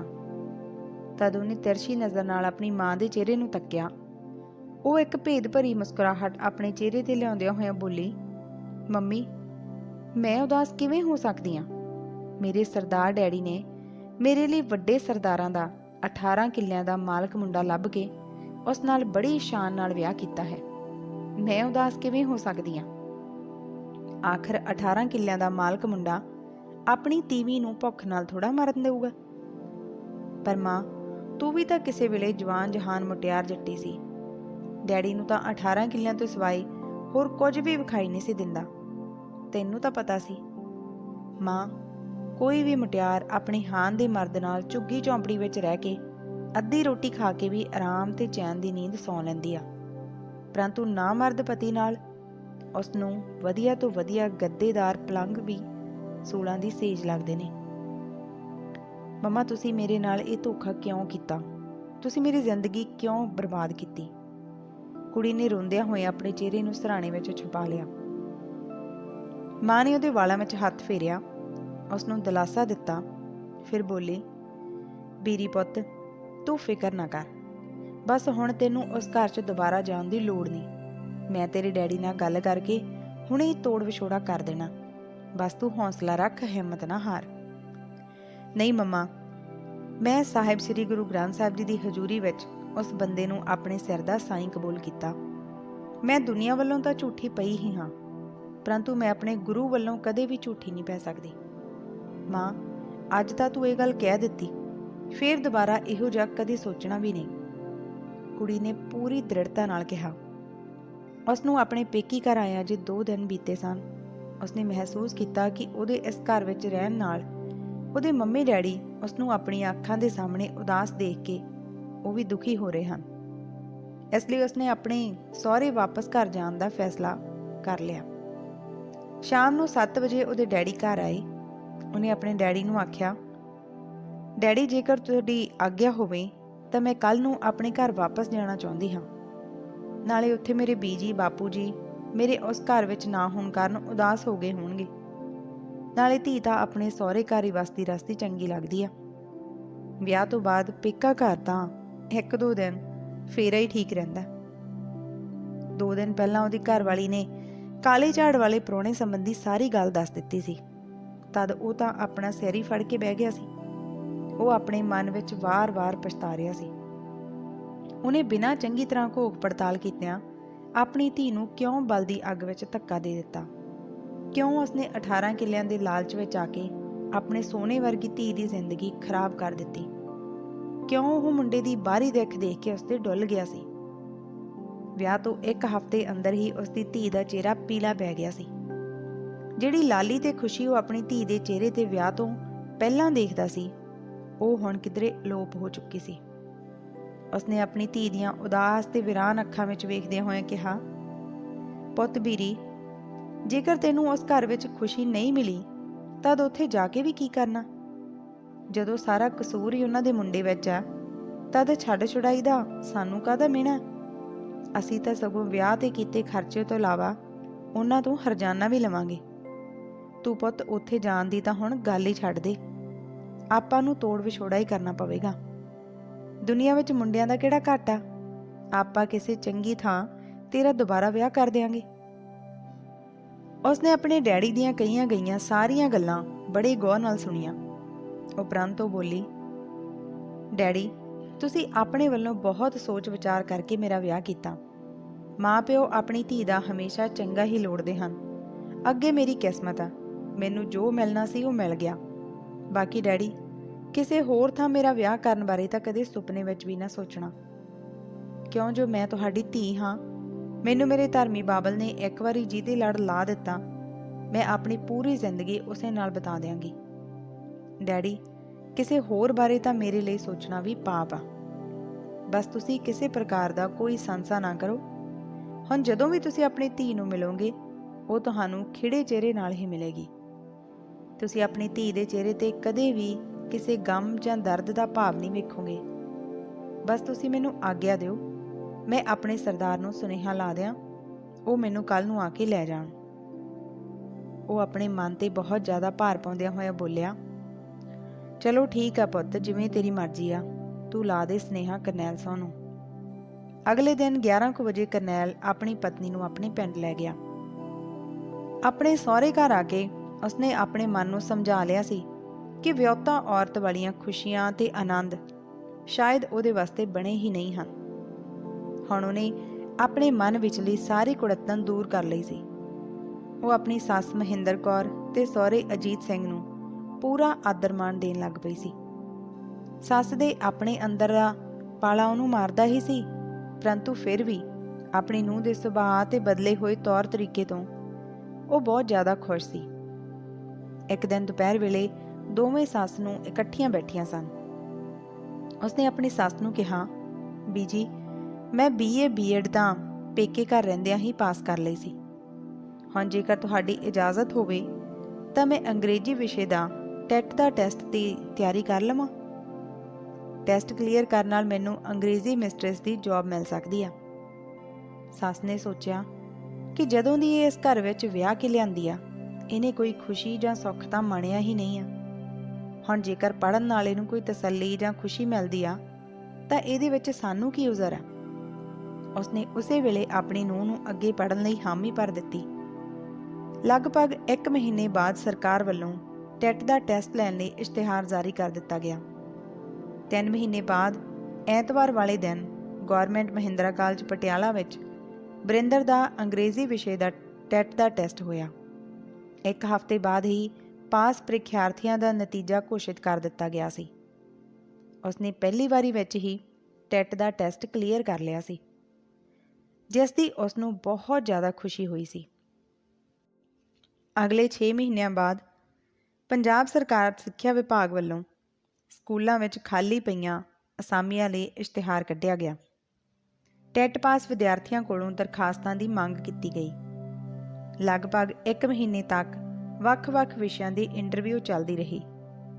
ਬਰਿੰਦਰ ਜਦੋਂ ਅੰਗਰੇਜ਼ੀ ਵਿਸ਼ੇ ਦੀ ਇੰਟਰਵਿਊ ਦੇ ਕੇ ਸੈਮੀਨਾਰ ਹਾਲ ਵਿੱਚੋਂ ਬਾਹਰ ਆਈ ਤਾਂ ਉਸਨੂੰ ਪੂਰਾ ਮਾਣ ਸੀ ਕਿ ਉਹਦੀ ਇੰਟਰਵਿਊ ਉਹਦੀਆਂ ਆਸਾਂ ਦੇ ਅਨੁਕੂਲ ਹੋਈ ਆ। 1 ਹਫ਼ਤੇ ਬਾਅਦ ਸਰਕਾਰ ਵੱਲੋਂ ਨਤੀਜਾ ਘੋਸ਼ਿਤ ਕੀਤਾ ਗਿਆ। ਬਰਿੰਦਰ ਸਾਰੇ ਪੰਜਾਬ ਵਿੱਚੋਂ ਮੈਰਿਟ ਸੂਚੀ ਵਿੱਚ ਪਹਿਲੇ ਨੰਬਰ ਤੇ ਆਈ ਸੀ। ਖੁਸ਼ੀ ਵਿੱਚ ਉਸਦੇ ਪੈਰ ਧਰਤੀ ਤੇ ਨਹੀਂ ਸਨ ਲੱਗਦੇ। ਸਿੱਖਿਆ ਵਿਭਾਗ ਪੰਜਾਬ ਦੇ ਉੱਚ ਅਧਿਕਾਰੀਆਂ ਵੱਲੋਂ ਸਟੇਸ਼ਨ ਦੀ ਚੋਣ ਲਈ ਅਧਿਆਪਕਾਂ ਨੂੰ ਸਾਹਿਬਜ਼ਾਦਾ ਅਜੀਤ ਸਿੰਘ ਨਗਰ ਦੇ ਆਡੀਟੋਰੀਅਮ ਵਿੱਚ ਬੁਲਾਇਆ ਗਿਆ। ਮੈਰਿਟ ਸੂਚੀ ਵਿੱਚ ਪਹਿਲੇ ਸਥਾਨ ਤੇ ਹੋਣ ਕਾਰਨ ਉਸਨੂੰ ਆਪਣੇ ਪਿੰਡ ਦੇ ਨੇੜੇ ਹੀ ਸਰਕਾਰੀ ਸੀਨੀਅਰ ਸੈਕੰਡਰੀ ਸਮਾਰਟ ਸਕੂਲ ਲੜਕੀਆਂ ਦਾ ਭਵਾਨੀਗੜ੍ਹ ਸਟੇਸ਼ਨ ਮਿਲ ਗਿਆ ਸੀ। 1 ਹਫ਼ਤੇ ਵਿੱਚ ਸਾਰੀ ਲੋੜੀਂਦੀ ਕਾਗਜ਼ੀ ਕਾਰਵਾਈ ਤੇ ਮੈਡੀਕਲ ਟੈਸਟ ਰਿਪੋਰਟ ਮਿਲ ਗਈ ਸੀ। ਇਸ ਉਪਰੰਤ ਉਸਨੇ ਸਰਕਾਰੀ ਸੀਨੀਅਰ ਸੈਕੰਡਰੀ ਸਮਾਰਟ ਸਕੂਲ ਲੜਕੀਆਂ ਭਵਾਨੀਗੜ੍ਹ ਦੀ ਪ੍ਰਿੰਸੀਪਲ ਮੈਡਮ ਨੀਰਜਾ ਸੂਦ ਕੋਲ ਜੁਆਇਨ ਕਰ ਲਿਆ ਸੀ। ਉਹ ਸਕੂਲ ਵਿੱਚ ਪੜ੍ਹਦੀਆਂ ਲੜਕੀਆਂ ਨੂੰ ਅੰਗਰੇਜ਼ੀ ਵਿਸ਼ਾ ਬਹੁਤ ਹੀ ਰੌਚਕ ਢੰਗ ਨਾਲ ਪੜ੍ਹਾਉਂਦੀ ਸੀ। ਪਹਿਲਾਂ ਜਿੱਥੇ ਪਿੰਡਾਂ ਦੀਆਂ ਕੁੜੀਆਂ ਅੰਗਰੇਜ਼ੀ ਵਿਸ਼ੇ ਨੂੰ ਬਹੁਤ ਵੱਡਾ ਹਊਆ ਬਣਾਈ ਬੈਠੀਆਂ ਸਨ, ਉੱਥੇ ਹੁਣ ਉਹਨਾਂ ਨੂੰ ਇਹੋ ਅੰਗਰੇਜ਼ੀ ਦਾ ਵਿਸ਼ਾ ਬਹੁਤ ਜ਼ਿਆਦਾ ਰੁਚੀਕਰ ਲੱਗਦਾ ਸੀ। ਜਿਹੜੀਆਂ ਕਲਾਸਾਂ ਨੂੰ ਉਹ ਅੰਗਰੇਜ਼ੀ ਪੜ੍ਹਾਉਂਦੀ ਸੀ, ਉਹਨਾਂ ਕਲਾਸਾਂ ਦੀਆਂ ਕੁੜੀਆਂ ਅੰਗਰੇਜ਼ੀ ਦੀ ਘੰਟੀ ਦੀ ਬੜੀ ਸ਼ਿੱਦਤ ਨਾਲ ਉਡੀਕ ਕਰਦੀਆਂ ਰਹਿੰਦੀਆਂ ਸਨ। ਮੈਡਮ ਬਰਿੰਦਰ ਨੇ ਵੀ ਕਦੇ ਕਿਸੇ ਕੁੜੀ ਨੂੰ ਇਹ ਕੁੜੀਏ, ਉਹ ਕੁੜੀਓ, ਤੂੰ, ਤੈਨੂੰ ਆਦਿ ਸ਼ਬਦਾਂ ਨਾਲ ਸੰਬੋਧਿਤ ਨਹੀਂ ਸੀ ਕੀਤਾ। ਸਗੋਂ ਉਸਦੀ ਕੋਸ਼ਿਸ਼ ਹੁੰਦੀ ਸੀ ਕਿ ਉਹ ਹਰ ਲੜਕੀ ਨੂੰ ਉਸਦਾ ਪੂਰਾ ਨਾਂ ਲੈ ਕੇ ਬੁਲਾਵੇ। ਪਰੰਤੂ ਫਿਰ ਵੀ ਅਜੇ ਨਵਾਂ-ਨਵਾਂ ਪੜ੍ਹਾਉਣਾ ਸ਼ੁਰੂ ਕਰਨ ਕਰਕੇ ਕੁਝ ਲੜਕੀਆਂ ਦੇ ਨਾਂ ਉਸਦੇ ਮੂੰਹ ਤੇ ਨਹੀਂ ਸਨ ਚੜ੍ਹੇ। ਅਜਿਹੀਆਂ ਲੜਕੀਆਂ ਨੂੰ ਉਹ ਹਾਂਜੀ, ਰਾਜੇ, ਰਾਣੇ, ਧੀ ਰਾਣੀ ਆਦਿ ਸ਼ਬਦਾਂ ਨਾਲ ਸੰਬੋਧਿਤ ਕਰਦੀ ਸੀ। ਆਰੰਭ ਦੇ 5-7 ਦਿਨਾਂ ਨੂੰ ਛੱਡ ਕੇ ਉਸਨੇ ਪ੍ਰਿੰਸੀਪਲ ਮੈਡਮ ਦੇ ਦਿਸ਼ਾ ਨਿਰਦੇਸ਼ ਹੇਠ ਸਕੂਲ ਦੀਆਂ ਵੱਖ-ਵੱਖ ਸਰਗਰਮੀਆਂ ਵਿੱਚ ਵੱਧ ਚੜ ਕੇ ਹਿੱਸਾ ਲੈਣਾ ਸ਼ੁਰੂ ਕਰ ਦਿੱਤਾ ਸੀ। ਥੋੜੇ ਦਿਨਾਂ ਬਾਅਦ ਹੀ ਉਸਨੇ ਪ੍ਰਿੰਸੀਪਲ ਦੀ ਆਗਿਆ ਨਾਲ ਸਕੂਲ ਵਿੱਚ ਗਿੱਧੇ ਦੀ ਟੀਮ ਤਿਆਰ ਕਰ ਲਈ ਸੀ। ਜਦੋਂ ਤੋਂ ਉਹਨੂੰ ਸਰਕਾਰੀ ਨੌਕਰੀ ਮਿਲੀ ਸੀ, ਉਸਦੀ ਸੱਸ ਨੂੰ ਬਹੁਤ ਜ਼ਿਆਦਾ ਖੁਸ਼ੀ ਹੋਈ ਸੀ। ਉਸਨੇ ਵੀ ਆਪਣੀ ਬੈਂਕ ਖਾਤੇ ਦੀ ਪਾਸਬੁੱਕ ਤੇ ATM ਕਾਰਡ ਆਪਣੀ ਸੱਸ ਨੂੰ ਦੇ ਰੱਖਿਆ ਸੀ। ਜੇਕਰ ਕਿਤੇ ਉਹ ਆਪਣੀ ਨੂੰਹ ਨੂੰ ਬੈਂਕ ਦਾ ਕਾਰਡ ਤੇ ਕਾਪੀ ਆਪਣੇ ਕੋਲ ਰੱਖਣ ਲਈ ਆਖਦੀ ਵੀ ਸੀ ਤਾਂ ਉਹਦਾ ਇੱਕੋ ਉੱਤਰ ਹੁੰਦਾ, ਬੀਜੀ ਮੇਰੀਆਂ ਸਾਰੀਆਂ ਲੋੜਾਂ ਤਾਂ ਤੁਸੀਂ ਆਪ ਹੀ ਪੂਰੀਆਂ ਕਰ ਦਿੰਦੇ ਹੋ, ਫਿਰ ਮੈਂ ਇਹ ਪਾਸਬੁੱਕ ਤੇ ਕਾਰਡ ਆਪਣੇ ਕੋਲ ਰੱਖ ਕੇ ਕਰਨਾ ਕੀ ਆ? ਹਾਂ, ਜੇਕਰ ਮੈਨੂੰ ਕਦੇ ਕਿਸੇ ਚੀਜ਼ ਦੀ ਲੋੜ ਹੋਈ ਤਾਂ ਮੈਂ ਤੁਹਾਨੂੰ ਜ਼ਰੂਰ ਦੱਸ ਦਿਆਂਗੀ। ਆਪਣੀ ਨੂੰਹ ਦੇ ਇਹੋ ਜਿਹੇ ਸੂਝ-ਬੂਝ ਤੇ ਸਿਆਣਪ ਭਰੇ ਬੋਲ ਸੁਣ ਕੇ ਸਰਦਾਰਨੀ ਖੁਸ਼ ਹੋ ਜਾਂਦੀ ਸੀ। ਉਹ ਆਪਣੀ ਨੂੰਹ ਦੀ ਝੋਲੀ ਅਸੀਸਾਂ ਨਾਲ ਭਰ ਦਿੰਦੀ ਸੀ। ਪਹਿਲਾਂ ਘਰ ਦੇ ਸੋਗੀ ਜਿਹੇ ਵਾਤਾਵਰਨ ਵਿੱਚ ਉਹ ਇਸ਼ਨਾਨ ਤਾਂ ਸਵੇਰੇ ਸਭ ਤੋਂ ਪਹਿਲਾਂ ਜਾ ਕੇ ਕਰ ਲੈਂਦੀ ਸੀ। ਜਪਜੀ ਸਾਹਿਬ ਦਾ ਪਾਠ ਵੀ ਉਹ ਰੋਜ਼ਾਨਾ ਕਰਦੀ ਸੀ। ਪਾਠ ਕਰਨ ਉਪਰੰਤ ਅਰਦਾਸ ਕਰਦੇ ਸਮੇਂ ਉਸਨੇ ਪ੍ਰਮਾਤਮਾ ਤੋਂ ਕਦੇ ਕੁਝ ਵੀ ਨਹੀਂ ਸੀ ਮੰਗਿਆ। ਨਾ ਹੀ ਉਸਦੇ ਜੀਵਨ ਵਿੱਚ ਕੋਈ ਖੁਸ਼ੀ, ਚਾਅ, ਖੇੜਾ, ਹਾਸਾ ਆਦਿ ਹੀ ਸੀ। ਹਾਂ, ਉਹ ਸਵੇਰੇ ਪਾਠ ਕਰਨ ਉਪਰੰਤ ਨਾਸ਼ਤਾ ਤਿਆਰ ਕਰਦੀ ਸੀ, ਫਿਰ ਸਾਰਿਆਂ ਨੂੰ ਖਵਾ ਦਿੰਦੀ ਸੀ। ਮੜੋ ਆਪਣਾ ਮੂੰਹ ਹੱਥ ਧੋ ਕੇ ਸਾਫ਼ ਸੁਥਰਾ ਧੋਤਾ ਸੂਟ ਜ਼ਰੂਰ ਪਹਿਨ ਲੈਂਦੀ ਸੀ। ਉਹ ਆਪਣੇ ਮੱਥੇ ਦੇ ਬਿਲਕੁਲ ਅੱਧ ਵਿੱਚ ਬਿੰਦੀ ਲਗਾਉਣਾ ਕਦੇ ਨਹੀਂ ਸੀ ਭੁੱਲਦੀ। ਹੋਰ ਕਿਸੇ ਪ੍ਰਕਾਰ ਦਾ ਮੇਕਅਪ ਕਰਨਾ ਤਾਂ ਜਿਵੇਂ ਉਹ ਭੁੱਲ ਭੁਲਾ ਹੀ ਗਈ ਸੀ। ਇੱਕ ਦਿਨ ਉਹਦੀ ਸੱਸ ਨੇ ਉਸਨੂੰ ਲਿਪਸਟਿਕ ਲਗਾਉਣ ਲਈ ਕਿਹਾ ਸੀ। ਉਸਨੇ ਮੁਸਕਰਾਉਂਦਿਆਂ ਹੋਇਆਂ ਆਪਣੀ ਸੱਸ ਨੂੰ ਆਖਿਆ ਸੀ, ਬੀਜੀ ਲਿਪਸਟਿਕ ਲਗਾਉਣੀ, ਮੇਕਅਪ ਕਰਨਾ ਤਦ ਹੀ ਸੋਹਣਾ ਹੈ ਜੇ ਕੋਈ ਵੇਖਣ ਵਾਲਾ ਹੋਵੇ। ਤੁਹਾਡੇ ਪੁੱਤ ਨੇ ਤਾਂ ਮੈਨੂੰ ਕਦੇ ਨਜ਼ਰ ਭਰ ਕੇ ਵੇਖਿਆ ਵੀ ਨਹੀਂ। ਉਸਨੇ ਕਦੇ ਇਹ ਵੀ ਨਹੀਂ ਕਿਹਾ ਮੈਂ ਉਸਨੂੰ ਕਿੱਦਾਂ ਦੀ ਲੱਗਦੀ ਹਾਂ। ਫਿਰ ਭਲਾ ਬੀਜੀ ਲਿਪਸਟਿਕ ਕਿਹਨੂੰ ਦਿਖਾਉਣੀ ਹੋਈ? ਨੂੰਹ ਦੀਆਂ ਸੱਚੀਆਂ ਪਰ ਕੌੜੀਆਂ ਗੱਲਾਂ ਸੁਣ ਕੇ ਸੱਸ ਚੁੱਪ ਕਰ ਗਈ ਸੀ। ਕਰਨੈਲ ਦੇ ਵਿਆਹ ਨੂੰ 1 ਸਾਲ ਤੋਂ ਵੱਧ ਸਮਾਂ ਲੰਘ ਗਿਆ ਸੀ। ਹੁਣ ਤੱਕ ਉਹਦੇ ਸਰੀਰ ਨੂੰ ਨਸ਼ਿਆਂ ਨੇ ਪੂਰੀ ਤਰ੍ਹਾਂ ਨਿਚੋੜ ਕੇ ਰੱਖ ਦਿੱਤਾ ਸੀ। ਕਦੇ-ਕਦੇ ਤਾਂ ਉਹ ਤੁਰਦਾ ਫਿਰਦਾ ਵਿਹੜੇ ਵਿੱਚ ਹੀ ਡਿੱਗ ਪੈਂਦਾ ਸੀ। ਮਹਿੰਗੇ ਨਸ਼ੇ ਖਾਣ ਕਾਰਨ ਉਸਨੇ ਆਪਣੇ ਪਿਓ ਤੋਂ ਉੱਪਰ ਦੀ ਹੋ ਕੇ 4 ਏਕੜ ਭੂਮੀ ਵੀ ਵੇਚ ਦਿੱਤੀ ਸੀ। ਉਸਦਾ ਪਿਓ ਜ਼ਮੀਨ ਵੇਚਣ ਤੇ ਸਬਰ ਦਾ ਘੁੱਟ ਭਰ ਕੇ ਬਹਿ ਗਿਆ ਸੀ। ਸਰਦਾਰਨੀ ਨੂੰ ਤਾਂ ਬਸ ਇਸੇ ਗੱਲ ਦੀ ਸਭ ਤੋਂ ਵੱਧ ਤਸੱਲੀ ਸੀ ਕਿ ਜਿਵੇਂ ਉਸਦਾ ਪੁੱਤ ਪੂਰੀ ਤਰ੍ਹਾਂ ਨਾਮਰਦ ਸੀ, ਉਸਦੀ ਨੂੰਹ ਨੇ ਉਹਨਾਂ ਦੇ ਘਰ ਦੀ ਇੱਜ਼ਤ ਨੂੰ ਹੁਣ ਤੱਕ ਮਹਿਫੂਜ਼ ਰੱਖਿਆ ਹੋਇਆ ਸੀ। ਕਦੇ-ਕਦੇ ਉਹ ਆਪਣੇ ਮਨ ਨਾਲ ਹੀ ਗੱਲਾਂ ਕਰਦੀ ਹੋਈ ਕਹਿੰਦੀ ਸੀ, ਨਹੀਂ ਤਾਂ ਘਰ ਵਾਲੇ ਦੇ ਨਖਿੱਧ ਹੋਣ ਕਾਰਨ ਜਵਾਨ ਜਹਾਨ ਵਹੁਟੀਆਂ ਕੰਧਾਂ ਕੋਲੇ ਟੱਪਣ ਨੂੰ ਫੋਰਾ ਨਹੀਂ ਲਾਉਂਦੀਆਂ। ਜਿੱਥੇ ਬਰਿੰਦਰ, ਪ੍ਰਿੰਸੀਪਲ ਮੈਡਮ, ਇਸਤਰੀ ਅਧਿਆਪਕਾਵਾਂ, ਦਰਜਾ 4 ਕਰਮਚਾਰੀਆਂ, ਸਕੂਲ ਵਿੱਚ ਪੜ੍ਹਾਉਂਦੇ ਹੋਰ ਪੁਰਸ਼ ਅਧਿਆਪਕਾਂ ਨੂੰ ਬੇਝਿਜਕ ਬੁਲਾ ਲੈਂਦੇ ਸੀ, ਉੱਥੇ ਉਹ ਸਕੂਲ ਵਿੱਚ ਉਸ ਤੋਂ 2 ਸਾਲ ਪਹਿਲਾਂ ਹੀ ਜੁਆਇਨ ਕਰਨ ਵਾਲੇ ਪੰਜਾਬੀ ਦੇ ਲੈਕਚਰਰ ਦੀਦਾਰ ਸਿੰਘ ਭੱਟੀ ਨੂੰ ਬੁਲਾਉਣ ਤੋਂ, ਉਸ ਨਾਲ ਗੱਲਬਾਤ ਕਰਨ ਤੋਂ ਹਮੇਸ਼ਾ ਝਿਜਕਦੀ ਸੀ। ਉਹ ਉਸ ਤੋਂ ਜਾਣ-ਬੁੱਝ ਕੇ ਪਾਸਾ ਵੱਟ ਜਾਂਦੀ ਸੀ। ਸ਼ੁਰੂ ਵਿੱਚ ਉਹ ਪ੍ਰਿੰਸੀਪਲ ਮੈਡਮ ਦੇ ਕਹਿਣ ਤੇ ਸਵੇਰ ਦੀ ਸਭਾ ਵਿੱਚ ਵਿਦਿਆਰਥਣਾਂ ਨੂੰ ਸੰਤੁਲਿਤ ਭੋਜਨ ਸੰਬੰਧੀ ਇੱਕ ਲੈਕਚਰ ਦੇ ਕੇ ਮੰਚ ਤੋਂ ਹੇਠਾਂ ਉਤਰੀ ਸੀ। ਤਦ ਸਾਹਮਣੇ ਖੜੇ ਭੱਟੀ ਨੇ ਉਸ ਦੇ ਚਿਹਰੇ ਵੱਲ ਵੇਖਦਿਆਂ ਹੋਇਆਂ ਕਹਿ ਦਿੱਤਾ ਸੀ, ਮੈਡਮ ਬਰਿੰਦਰ ਜੀ, ਜਿੰਨਾ ਸੋਹਣਾ ਤੁਸੀਂ ਲੈਕਚਰ ਦਿੰਦੇ ਹੋ, ਉਸ ਤੋਂ ਵੀ ਜ਼ਿਆਦਾ ਸੋਹਣੇ ਤੁਸੀਂ ਆਪ ਹੋ। ਕੀ ਤੁਸੀਂ ਇਸੇ ਧਰਤੀ ਦੇ ਜੰਪਲ ਹੋ? ਭਾਵੇਂ ਉਸ ਵੇਲੇ ਯਕਦਮ ਘਬਰਾਹਟ ਵਿੱਚ ਆ ਕੇ ਉਸਨੇ ਭੱਟੀ ਨੂੰ ਥੈਂਕ ਯੂ ਸਰ ਬੋਲ ਦਿੱਤਾ ਸੀ, ਪਰੰਤੂ ਪਤਾ ਨਹੀਂ ਕਿਉਂ ਉਸ ਤੋਂ ਬਾਅਦ ਜਦੋਂ ਵੀ ਕਿਤੇ ਉਹਦਾ ਭੱਟੀ ਨਾਲ ਸਾਹਮਣਾ ਹੋ ਜਾਂਦਾ ਜਾਂ ਫਿਰ ਉਹਨਾਂ ਦੀਆਂ ਨਜ਼ਰਾਂ ਮਿਲ ਜਾਂਦੀਆਂ, ਉਹਦਾ ਸੀਨਾ ਜ਼ੋਰ-ਜ਼ੋਰ ਨਾਲ ਧੜਕਣ ਲੱਗ ਪੈਂਦਾ। ਇਸੇ ਤਰ੍ਹਾਂ ਕਈ ਵਾਰੀ ਜਦੋਂ ਕਿਤੇ ਉਹ ਲੇਡੀ ਸਟਾਫ ਰੂਮ ਵਿੱਚ ਬਿਲਕੁਲ ਫ੍ਰੀ ਬੈਠੀ ਹੁੰਦੀ ਤਾਂ ਪਤਾ ਨਹੀਂ ਕਿਵੇਂ ਤੇ ਕਿਉਂ ਉਸਦੇ ਖਿਆਲਾਂ ਵਿੱਚ ਭੱਟੀ ਆ ਬਹਿੰਦਾ ਸੀ। ਜਦੋਂ ਕੁਝ ਪਲਾਂ ਬਾਅਦ ਉਸਨੂੰ ਹੋਸ਼ ਪਰਤਦੀ ਤਾਂ ਉਹ ਆਪਣੇ ਸਿਰ ਨੂੰ ਜ਼ੋਰ ਨਾਲ ਝਟਕ ਦਿੰਦੀ ਸੀ। ਕਈ ਵਾਰੀ ਉਸਨੂੰ ਆਪਣੇ ਇਸ ਝੱਲ-ਪੁਣੇ ਉੱਤੇ ਬੜੀ ਖਿਝ ਵੀ ਚੜ੍ਹਦੀ ਸੀ। ਆਪਣੀ ਰੋਜ਼ਾਨਾ ਦੀ ਆਦਤ ਅਨੁਸਾਰ ਉਹ ਅੱਜ ਫੇਰ ਸਵੇਰੇ 4:30 ਵਜੇ ਜਾਗ ਗਈ ਸੀ। ਉਸਨੇ ਉੱਠ ਕੇ ਆਪਣੀ ਕਿਰਿਆ ਸੋਧੀ, ਇਸ਼ਨਾਨ ਕੀਤਾ, ਜਪਜੀ ਸਾਹਿਬ ਦਾ ਪਾਠ ਕੀਤਾ, ਰਸੋਈ ਵਿੱਚ ਜਾ ਕੇ ਚਾਹ ਬਣਾਈ, ਗੜਵੀ ਵਿੱਚ ਪਾ ਕੇ ਆਪਣੇ ਬੈੱਡਰੂਮ ਵਿੱਚ ਲੈ ਆਈ। ਉਸਨੇ ਵੇਖਿਆ ਕਿ ਉਸਦਾ ਪਤੀ ਤਾਂ ਅਜੇ ਤੱਕ ਵੀ ਸੁੱਤਾ ਪਿਆ ਸੀ। ਹਾਲਾਂਕਿ ਅੱਗੇ ਉਹ ਬੈਠਾ ਚਾਹ ਦੀ ਉਡੀਕ ਕਰਿਆ ਕਰਦਾ ਸੀ, ਉਸਨੇ ਸਰਦਾਰ ਸਾਹਿਬ ਕਹਿ ਕੇ 2 ਆਵਾਜ਼ਾਂ ਮਾਰੀਆਂ, ਪਰੰਤੂ ਉਸਦੇ ਘਰ ਵਾਲੇ ਨੇ ਪਾਸਾ ਨਾ ਪਰਤਿਆ।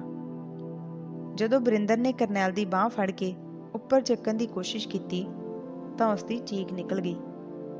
ਉਸਨੇ ਵਾਹੋ ਦਾਹੀ ਉਸਦਾ ਸਿਰ ਫੜ ਕੇ ਉੱਪਰ ਚੱਕਣ ਦੀ ਕੋਸ਼ਿਸ਼ ਕੀਤੀ, ਪਰੰਤੂ ਉਸਦਾ ਤਾਂ ਭੌਰ ਕਦੋਂ ਦਾ ਉੱਡ ਚੁੱਕਾ ਸੀ। ਉਸਦੀ ਚੀਕ ਸੁਣ ਕੇ ਉਸਦੇ ਬੀਜੀ ਪਾਪਾ ਜੀ ਦੌੜ ਕੇ ਉਹਨਾਂ ਦੇ ਕਮਰੇ ਵਿੱਚ ਆਏ। ਪੁੱਤ ਦੀ ਮ੍ਰਿਤਕ ਦੇਹ ਨੂੰ ਵੇਖ ਕੇ ਮਾਂ ਤਾਂ ਉਹਦੇ ਉੱਤੇ ਹੀ ਢੇਰੀ ਹੋ ਗਈ। ਸਰਦਾਰ ਨੇ ਆਪਣੀਆਂ ਅੱਖਾਂ ਪੂੰਝਦਿਆਂ ਹੋਇਆਂ ਆਖਿਆ, ਮਹਿੰਦਰ ਕੁਰੇ, ਆਪਾਂ ਮਾਰੇ ਗਏ, ਲੁੱਟੇ ਗਏ। ਆਪਾਂ ਆਪਣੇ ਨਸ਼ੇੜੀ ਪੁੱਤ ਨੂੰ ਨਸ਼ਿਆਂ ਤੋਂ ਦੂਰ ਕਰਨ ਲਈ, ਉਹਨੂੰ ਸਿੱਧੇ ਰਾਹ ਪਾਉਣ ਲਈ ਬਗਾਨੀ ਧੀ ਨੂੰ ਬਲੀ ਦਾ ਬੱਕਰਾ ਬਣਾਇਆ ਸੀ। ਕੁਦਰਤ ਨੇ ਉਸੇ ਗੱਲ ਦੀ ਸਜ਼ਾ ਸਾਨੂੰ ਦਿੱਤੀ ਆ। ਘਰ ਵਿੱਚ ਪੈਂਦੇ ਰੋਣ ਧੋਣ ਨੂੰ ਸੁਣ ਕੇ ਪਹਿਲਾਂ ਗੁਆਂਢੀ ਆ ਗਏ। ਜਿਉਂ-ਜਿਉਂ ਪਤਾ ਲੱਗਦਾ ਗਿਆ, ਪਿੰਡ ਵਾਸੀ ਵੀ ਘਰ ਆ ਗਏ।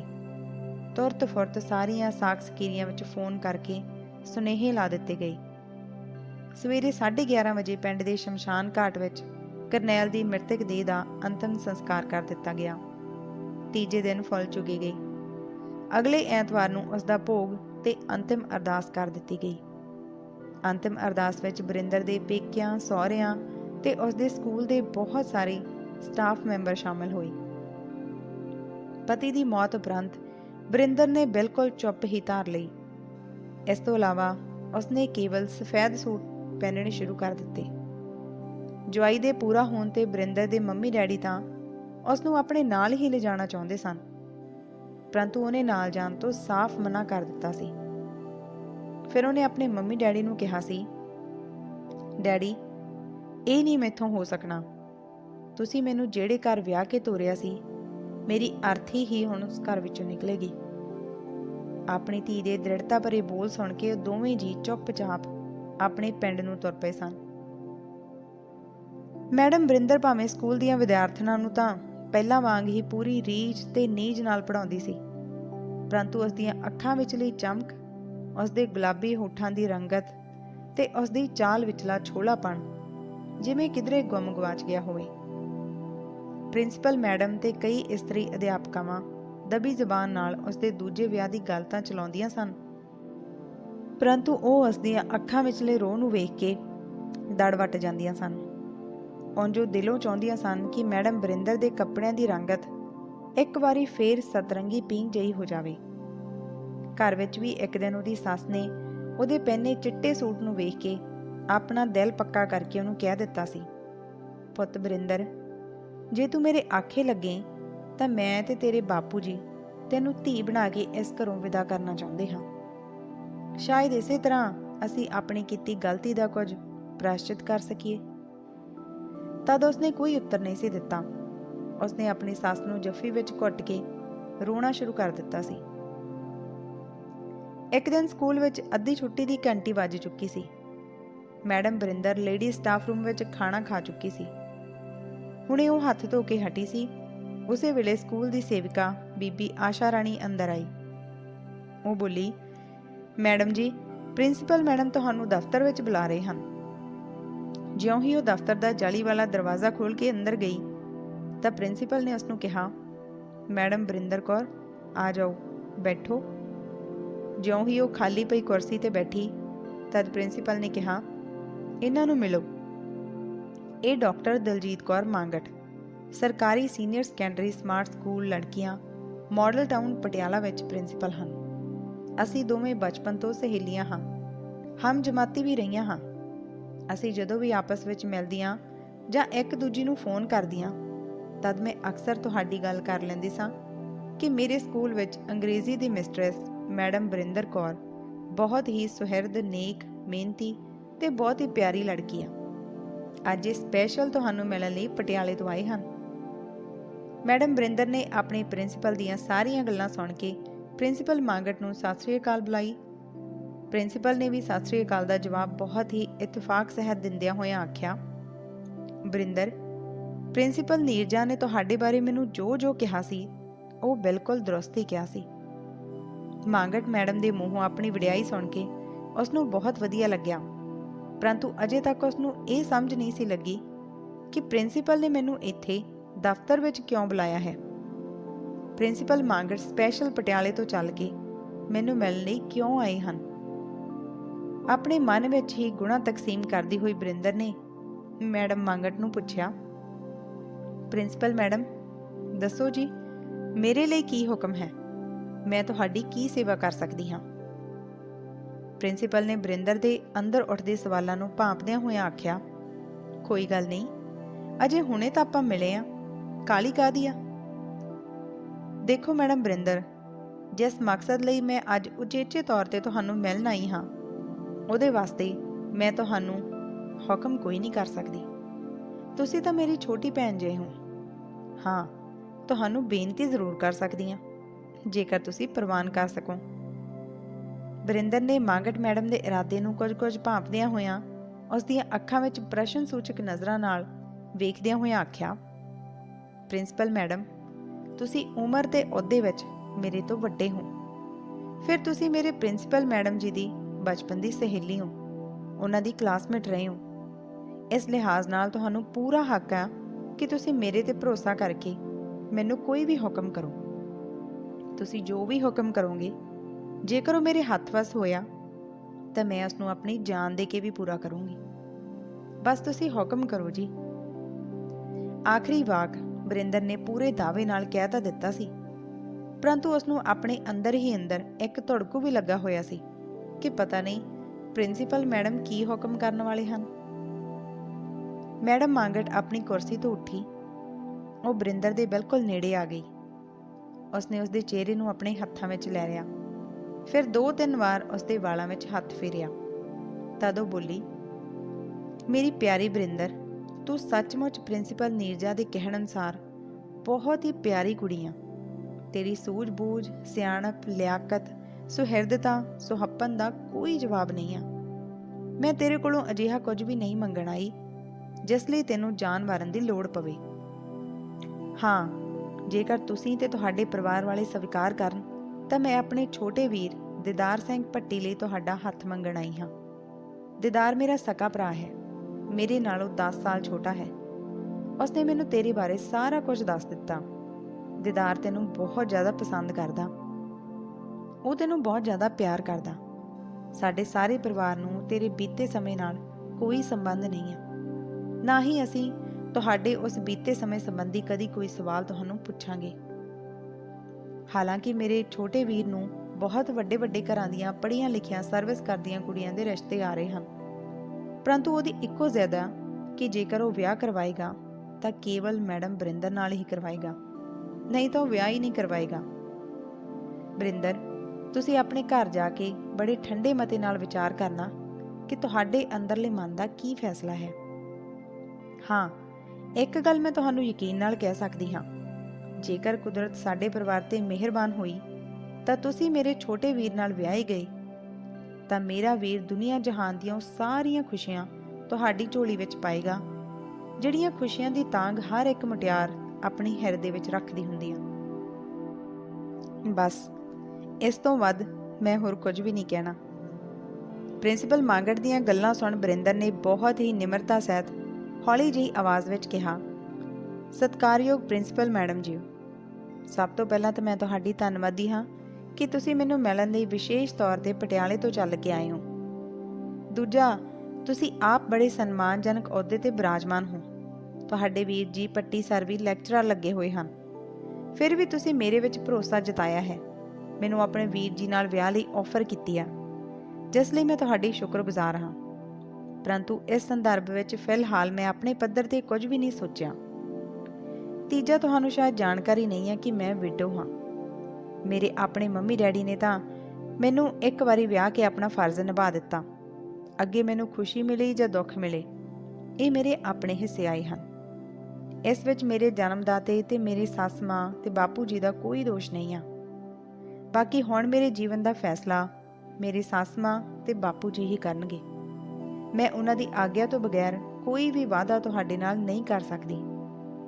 ਬਿਹਤਰ ਹੋਵੇਗਾ ਕਿ ਤੁਸੀਂ ਮੇਰੇ ਸੱਸ ਮਾਂ ਅਤੇ ਬਾਪੂ ਜੀ ਨਾਲ ਹੀ ਸਲਾਹ ਕਰ ਲਵੋ। ਇਸ ਦੇ ਨਾਲ ਹੀ ਮੈਂ ਇਹ ਵੀ ਚਾਹੁੰਦੀ ਹਾਂ ਕਿ ਭੱਟੀ ਸਰ ਨੂੰ ਮੇਰੇ ਪਿਛਲੇ ਜੀਵਨ ਬਾਰੇ ਸਪਸ਼ਟ ਦੱਸ ਦਿੱਤਾ ਜਾਵੇ। ਬਰਿੰਦਰ ਦੀ ਗੱਲ ਪੂਰੀ ਹੋਣ ਤੇ ਇਸ ਵਾਰੀ ਨੀਰਜਾ ਮੈਡਮ ਬੋਲੀ, ਦਿਦਾਰ ਨੂੰ ਤੁਹਾਡੇ ਅਤੀਤ ਬਾਰੇ ਸਭ ਕੁਝ ਜਾਣਕਾਰੀ ਹੈ। ਇਸ ਸੰਬੰਧੀ ਮੇਰੀ ਉਹਨਾਂ ਨਾਲ ਗੱਲ ਹੋਈ ਸੀ। ਉਹਨਾਂ ਦਾ ਕਹਿਣਾ ਹੈ ਕਿ ਮੈਨੂੰ ਬਰਿੰਦਰ ਮੈਡਮ ਦੇ ਅਤੀਤ ਨਾਲ ਕੋਈ ਸਰੋਕਾਰ ਨਹੀਂ ਆ। ਹੁਣ ਦੱਸੋ, ਤੁਹਾਡਾ ਕੀ ਵਿਚਾਰ ਆ? ਬਰਿੰਦਰ ਨੇ ਆਪਣੀ ਪਹਿਲਾਂ ਵਾਲੀ ਗੱਲ ਹੀ ਦੁਹਰਾਉਂਦਿਆਂ ਕਿਹਾ, ਮੈਡਮ, ਇਸ ਸੰਬੰਧੀ ਮੈਂ ਕੋਈ ਫੈਸਲਾ ਨਹੀਂ ਕਰਨਾ। ਜੋ ਵੀ ਫੈਸਲਾ ਹੋਵੇਗਾ ਮੇਰੀ ਸੱਸ ਤੇ ਬਾਪੂ ਜੀ ਦਾ ਹੋਵੇਗਾ। ਫਿਰ ਉਹ ਦੋਵਾਂ ਕੋਲੋਂ ਇਜਾਜ਼ਤ ਲੈ ਕੇ ਲੇਡੀ ਸਟਾਫ ਰੂਮ ਵੱਲ ਤੁਰ ਪਈ। ਬਰਿੰਦਰ ਦੇ ਆਫਿਸ ਵਿੱਚੋਂ ਚਲੇ ਜਾਣ ਉਪਰੰਤ ਪ੍ਰਿੰਸੀਪਲ ਮਾਂਗਟ ਨੇ ਨੀਰਜਾ ਕੋਲ ਬਰਿੰਦਰ ਦੀ ਭਰਪੂਰ ਸ਼ਲਾਘਾ ਕੀਤੀ। ਫਿਰ ਉਹ ਬੋਲੀ, ਸੂਦ ਮੈਡਮ, ਸਾਨੂੰ ਹੀ ਬਰਿੰਦਰ ਦੇ ਸਹੁਰੇ ਘਰ ਜਾਣਾ ਚਾਹੀਦਾ। ਕੱਲ ਐਤਵਾਰ ਆ, ਪ੍ਰੋਫੈਸਰ ਸਾਹਿਬ ਨੂੰ ਵੀ ਯੂਨੀਵਰਸਿਟੀ ਤੋਂ ਛੁੱਟੀ ਆ। ਤੁਸੀਂ, ਮੈਂ ਤੇ ਪ੍ਰੋਫੈਸਰ ਸਾਹਿਬ ਕੱਲ ਸਵੇਰੇ ਬਰਿੰਦਰ ਦੇ ਘਰ ਚੱਲਦੇ ਹਾਂ। ਖੁਸ਼ੀ ਦੇ ਰੌਂਮ ਵਿੱਚ ਨੀਰਜਾ ਸੂਦ ਨੇ ਵੀ ਨਾਲ ਚੱਲਣ ਲਈ ਉਸੇ ਵੇਲੇ ਹਾਮੀ ਭਰ ਦਿੱਤੀ। ਅਗਲੇ ਦਿਨ ਸਵੇਰੇ ਪ੍ਰੋਫੈਸਰ ਮਹਿੰਦਰ ਸਿੰਘ ਮਾਂਗਟ, ਦਲਜਿੰਦਰ, ਨੀਰਜਾ ਸੂਦ ਪਿੰਡ ਕਾਲਾ ਝਾੜ ਪਹੁੰਚ ਗਏ। ਉਹ ਬਰਿੰਦਰ ਦੇ ਸਹੁਰੇ ਘਰ ਪਿੰਡ ਦੇ ਕਹਿੰਦੇ ਕਹਾਉਂਦੇ ਸਰਦਾਰ ਦੀ ਮਹਿਲਨੁਮਾ ਕੋਠੀ ਨੂੰ ਵੇਖ ਕੇ ਹੈਰਾਨ ਹੀ ਰਹਿ ਗਏ। ਤਿੰਨਾਂ ਨੇ ਹੀ ਸਰਦਾਰ ਨੂੰ ਸਤਿ ਸ੍ਰੀ ਅਕਾਲ ਬੁਲਾਈ। ਸਰਦਾਰ ਨੇ ਸਤਿ ਸ੍ਰੀ ਅਕਾਲ ਦਾ ਜਵਾਬ ਦਿੱਤਾ। ਫਿਰ ਉਹਨਾਂ ਨੂੰ ਘਰ ਵਿੱਚ ਬਣੇ ਆਲੀਸ਼ਾਨ ਡਰਾਇੰਗ ਰੂਮ ਵਿੱਚ ਜਾ ਬਿਠਾਇਆ। ਤਿੰਨਾਂ ਦੇ ਚਿਹਰਿਆਂ ਵੱਲ ਵੇਖ ਕੇ ਅਜੀਤ ਸਿੰਘ ਨੇ ਕਿਹਾ, ਮੈਂ ਤੁਹਾਨੂੰ ਪਛਾਣਿਆ ਨਹੀਂ ਜੀ, ਤੁਸੀਂ ਦੱਸੋ ਕਿਵੇਂ ਦਰਸ਼ਨ ਦਿੱਤੇ? ਪ੍ਰੋਫੈਸਰ ਨੇ ਗੱਲ ਦੀ ਲੜੀ ਆਪਣੇ ਹੱਥ ਵਿੱਚ ਲੈਂਦਿਆਂ ਹੋਇਆਂ ਕਿਹਾ, ਸਰਦਾਰ ਸਾਹਿਬ, ਮੈਂ ਪ੍ਰੋਫੈਸਰ ਮਹਿੰਦਰ ਸਿੰਘ ਮਾਂਗਟ, ਪੰਜਾਬੀ ਯੂਨੀਵਰਸਿਟੀ ਪਟਿਆਲਾ ਵਿੱਚ ਅੰਗਰੇਜ਼ੀ ਵਿਭਾਗ ਵਿੱਚ ਪੜ੍ਹਾਉਂਦਾ ਹਾਂ। ਇਹ ਮੇਰੇ ਨਾਲ ਮੇਰੇ ਸ਼੍ਰੀਮਤੀ ਜੀ ਹਨ। ਇਹ ਸਾਹਮਣੇ ਪ੍ਰਿੰਸੀਪਲ ਨੀਰਜਾ ਸੂਦ ਹਨ, ਜੋ ਭਵਾਨੀਗੜ੍ਹ ਕੁੜੀਆਂ ਦੇ ਸਕੂਲ ਵਿੱਚ ਪ੍ਰਿੰਸੀਪਲ ਹਨ। ਜੀ, ਤੁਹਾਨੂੰ ਮਿਲ ਕੇ ਬਹੁਤ ਖੁਸ਼ੀ ਹੋਈ ਆ, ਸਰਦਾਰ ਨੇ ਆਖਿਆ। ਉਸੇ ਵੇਲੇ ਘਰ ਵਿੱਚ ਕੰਮ ਕਰਦੀ ਸੇਵਿਕਾ ਅਨੁਰਾਧਾ ਇੱਕ ਟਰੇ ਵਿੱਚ ਪਾਣੀ ਦੇ ਗਲਾਸ ਰੱਖ ਕੇ ਲੈ ਆਈ। ਨਾਲ ਹੀ ਸਰਦਾਰਨੀ ਨੇ ਡਰਾਇੰਗ ਰੂਮ ਵਿੱਚ ਆ ਕੇ ਸਾਰਿਆਂ ਨੂੰ ਸਤਿ ਸ੍ਰੀ ਅਕਾਲ ਬੁਲਾਈ। ਸਾਰਿਆਂ ਨੇ ਆਪਣੀ ਲੋੜ ਅਨੁਸਾਰ ਪਾਣੀ ਪੀਤਾ। ਫਿਰ ਪ੍ਰਿੰਸੀਪਲ ਸੂਦ ਬੋਲੀ, ਸਰਦਾਰ ਸਾਹਿਬ, ਤੁਹਾਡੇ ਘਰ ਦੀ ਨੂੰਹ ਬਰਿੰਦਰ ਮੇਰੇ ਹੀ ਸਕੂਲ ਵਿੱਚ ਪੜ੍ਹਾਉਂਦੀ ਹੈ। ਅਸੀਂ ਤੁਹਾਡੇ ਕੋਲ ਇੱਕ ਬੇਨਤੀ ਲੈ ਕੇ ਆਏ ਹਾਂ। ਪਹਿਲਾਂ ਤਾਂ ਮੈਂ ਤੁਹਾਡੇ ਤੋਂ ਇਹ ਜਾਣਨਾ ਚਾਹੁੰਦੀ ਹਾਂ ਕਿ ਬਰਿੰਦਰ ਦੇ ਪਤੀ ਨੂੰ ਸੰਸਾਰ ਵਿੱਚੋਂ ਗਿਆ ਲਗਭਗ 1 ਸਾਲ ਹੋਣ ਵਾਲਾ। ਕੀ ਤੁਸੀਂ ਬਰਿੰਦਰ ਦੇ ਭਵਿੱਖ ਸੰਬੰਧੀ ਕੋਈ ਫੈਸਲਾ ਲਿਆ ਹੈ? ਇਸ ਸਮੇਂ ਸਰਦਾਰਨੀ ਬੋਲੀ, ਹਾਂਜੀ ਭੈਣ ਜੀ, ਬਰਿੰਦਰ ਤਾਂ ਕੱਲ ਦੀ ਜਵਾਕੜੀ ਆ। ਐਡੀ ਪਹਾੜ ਜਿੰਨੀ ਲੰਮੀ ਜ਼ਿੰਦਗੀ ਭਲਾ ਇਦਾਂ ਕਿਵੇਂ ਲੰਘੇਗੀ? ਸਾਡਾ ਦੋਹਾਂ ਜੀਆਂ ਦਾ ਕੀ ਪਤਾ ਕਦੋਂ ਅੱਖਾਂ ਮੀਟ ਜਾਈਏ। ਇਸ ਲਈ ਬਰਿੰਦਰ ਨੂੰ ਤਾਂ ਅਸੀਂ ਕਿਸੇ ਯੋਗ ਥਾਂ ਤੇ ਤੋਰਨਾ ਹੀ ਆ। ਸਰਦਾਰਨੀ ਦੀਆਂ ਗੱਲਾਂ ਸੁਣ ਕੇ ਸਾਰਿਆਂ ਦੀਆਂ ਅੱਖਾਂ ਵਿੱਚ ਚਮਕ ਆ ਗਈ। ਸੂਦ ਮੈਡਮ ਬੋਲੀ, ਦੇਖੋ ਸਰਦਾਰਨੀ ਜੀ, ਸਾਹਮਣੇ ਦਲਜੀਤ ਕੌਰ ਮਾਂਗਟ ਬੈਠੇ ਹਨ। ਇਹਨਾਂ ਦਾ ਛੋਟਾ ਵੀਰ ਦਿਦਾਰ ਸਿੰਘ ਭੱਟੀ ਪੰਜਾਬੀ ਦਾ ਲੈਕਚਰਰ ਲੱਗਾ ਹੋਇਆ। ਅਸੀਂ ਤਾਂ ਬੜੇ ਮਾਣ ਨਾਲ ਇਹਨਾਂ ਦੇ ਛੋਟੇ ਵੀਰ ਲਈ ਬਰਿੰਦਰ ਦਾ ਹੱਥ ਮੰਗਣ ਆਏ ਹਾਂ। ਤਦ ਸਰਦਾਰਨੀ ਨੇ ਪੁੱਛਿਆ, ਭੈਣ ਜੀ, ਕੀ ਤੁਹਾਡੇ ਵੀਰ ਨੂੰ ਬਰਿੰਦਰ ਦੇ ਪਿਛਲੇ ਜੀਵਨ ਬਾਰੇ ਸਾਰੀ ਜਾਣਕਾਰੀ ਹੈ? ਕਿਤੇ ਅਜਿਹਾ ਨਾ ਹੋਵੇ ਕਿ ਕੱਲ ਨੂੰ ਉਹ ਸਾਡੀ ਧੀ ਨੂੰ ਤਾਨੇ ਮਿਹਣੇ ਮਾਰੇ। ਪਹਿਲਾਂ ਤਾਂ ਅਸੀਂ ਬਰਿੰਦਰ ਦੇ ਦੁੱਖਾਂ ਨੂੰ ਦੇਖ ਕੇ ਆਪਣੇ ਸੀਨੇ ਤੇ ਪੱਥਰ ਧਰ ਲਿਆ। ਅਸੀਂ ਹੁਣ ਆਪਣੀ ਧੀ ਵੱਲੋਂ ਸੁੱਖ ਦੀ ਵਾਹ ਹੀ ਲੋੜਦੇ ਹਾਂ। ਸਰਦਾਰਨੀ ਦੀਆਂ ਕੋਰੀਆਂ ਕਰਾਰੀਆਂ ਗੱਲਾਂ ਸੁਣ ਕੇ ਇਸ ਵਾਰੀ ਮਾਂਗਟ ਨੇ ਕਿਹਾ, ਤੁਸੀਂ ਇਸ ਗੱਲ ਦਾ ਕੋਈ ਫਿਕਰ ਨਾ ਕਰੋ। ਮੇਰੇ ਵੀਰ ਨੂੰ ਬਰਿੰਦਰ ਦੇ ਪਿਛੋਕੜ ਬਾਰੇ ਸਭ ਜਾਣਕਾਰੀ ਹੈ। ਤੁਸੀਂ ਦੇਖੋ ਸਰਦਾਰਨੀ ਜੀ, ਬੇਸ਼ੱਕ ਮੇਰੇ ਵੀਰ ਨੂੰ ਨਿੱਤ ਨਵੇਂ ਰਿਸ਼ਤੇ ਆ ਰਹੇ ਹਨ, ਪਰੰਤੂ ਉਹ ਬਰਿੰਦਰ ਨਾਲ ਹੀ ਵਿਆਹ ਕਰਾਉਣ ਲਈ ਬਜ਼ਿੱਦ ਹੈ। ਇਸ ਵੇਲੇ ਸਰਦਾਰ ਬੋਲਿਆ, ਜੇਕਰ ਮੁੰਡਾ ਸਾਡੀ ਰਾਣੀ ਧੀ ਨਾਲ ਵਿਆਹ ਕਰਾਉਣ ਲਈ ਰਾਜ਼ੀ ਹੈ ਤਾਂ ਫਿਰ ਸਾਨੂੰ ਕੀ ਇਤਰਾਜ਼ ਹੋ ਸਕਦਾ? ਫਿਰ ਸਾਡੀ ਵੀ ਸਹਿਮਤੀ ਆ। ਸਰਦਾਰਨੀ, ਨੀਰਜਾ ਸੂਦ, ਮੈਡਮ ਮਾਂਗਟ ਉਸੇ ਵੇਲੇ ਉੱਠ ਕੇ ਅੰਦਰ ਬਰਿੰਦਰ ਕੋਲ ਚਲੀਆਂ ਗਈਆਂ। ਸਰਦਾਰਨੀ ਨੇ ਆਪਣੀ ਨੂੰਹ ਨੂੰ ਬੁੱਕਲ ਵਿੱਚ ਲੈ ਲਿਆ, ਉਸਦੇ ਮੱਥੇ ਤੇ ਪਿਆਰ ਕੀਤਾ।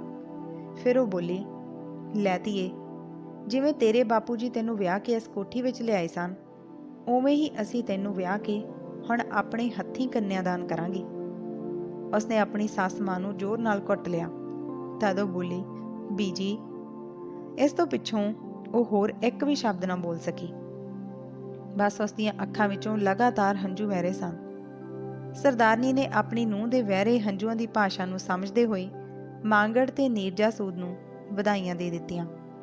ਚਾਹ ਪਾਣੀ ਪੀ ਕੇ ਪਟਿਆਲੇ ਤੋਂ ਆਏ ਮਹਿਮਾਨ ਖੁਸ਼ੀ-ਖੁਸ਼ੀ ਦੁਪਹਿਰ ਤੋਂ ਪਹਿਲਾਂ ਵਿਦਾ ਹੋ ਗਏ।